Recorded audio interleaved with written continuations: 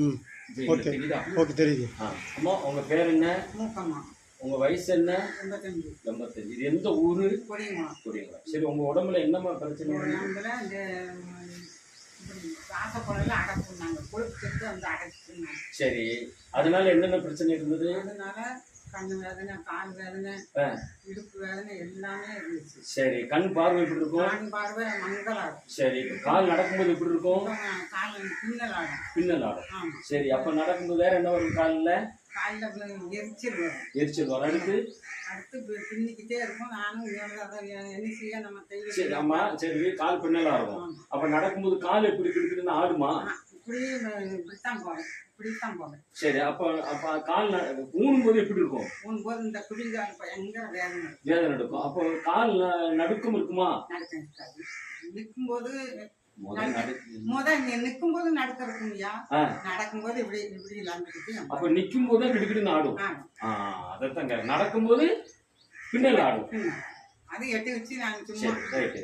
அப்போ நிற்கும் போது கிடுக்கிடுன்னு ஆடுமா? எப்படி ஆடும்? லேசா ஆட்டி காமிங்க. கிடுக்கிடுன்னு ஆடும்.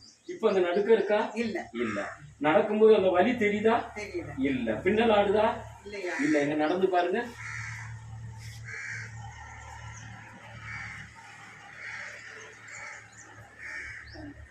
வாங்க வாங்க.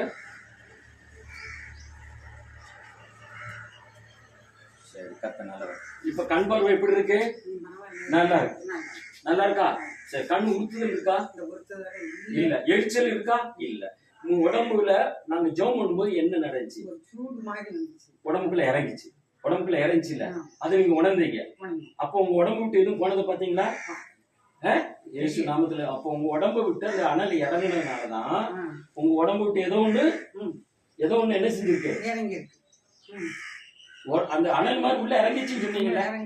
இறங்கின உடனே உங்களோட உடம்புல இவ்வளவு மாற்றம் வந்திருக்குல்ல. எரிச்சல் போயிருச்சு, அந்த கண் உறுத்தல் போயிருச்சு, நெஞ்சில் இருக்க அந்த ஒரு பாரம் போயிட்டு, கால் நடுங்கிறது நின்றுச்சு. நடக்கும்போது இப்ப கிடுகிடுன்னு ஆடல, பின்னல் இல்ல. அப்போ உடம்புல ஃப்ரீயா இருக்கா? அப்போ யாரு சுகம் கொடுத்தது? யாரு?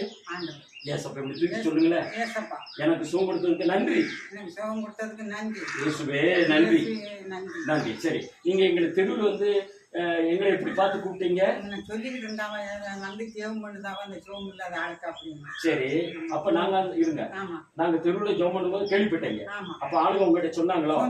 சரி, அப்ப நாங்க ஒரு அம்மாவுக்கு ஜெபம் பண்ணோம்ல, அந்த அம்மா பேர் என்ன வரியா? சுப்பம்மா. சுப்பம்மாவுக்கு ஜெபம் பண்ணோம்ல. அப்ப அந்த அம்மாவுக்கு ஜெபம் பண்ணும்போது கண் பார்வை நல்லா தெரிஞ்சிருச்சுன்னு சொன்னாங்க. அதை கேள்விப்பட்டீங்க. ஆமா. அப்ப அந்த அம்மா காலு இடுப்பு வலியெல்லாம் போயிடுச்சுன்னு சொன்னாங்க. அதை நீங்க கேள்விப்பட்டீங்க. அப்ப சுகம் கிடைச்சிருக்கு கேள்விப்பட்டுதான் எங்களை தேடி வந்திருக்கீங்க, அப்படித்தானே? கரெக்டா.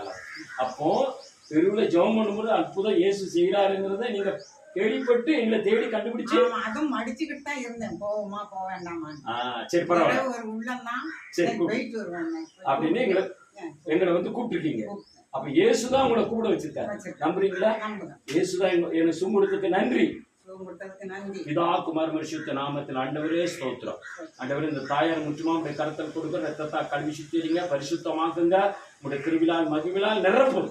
நீர் கொடுத்த ஆரோக்கியத்தை பாதுகாத்துக் கொள்ள வைங்க. ஆண்டவரே ஸ்தோத்திரம். ரத்தத்தை முத்திரிட்டு ஆசீர்வதிக்க. பிதா குமார் பரிசுத்த நாமத்தில் முதிர்வயலின் கனி புஷ்டியும் பசுமையா போன வசனத்துபடி இந்த தாயாரை ஆசீர்வதிங்க, பலப்படுத்துங்க. இயேசுவின் நாமத்தில் வேண்டுகிறோம் நல்ல பிதாவே. ஆமென். ஆமென்.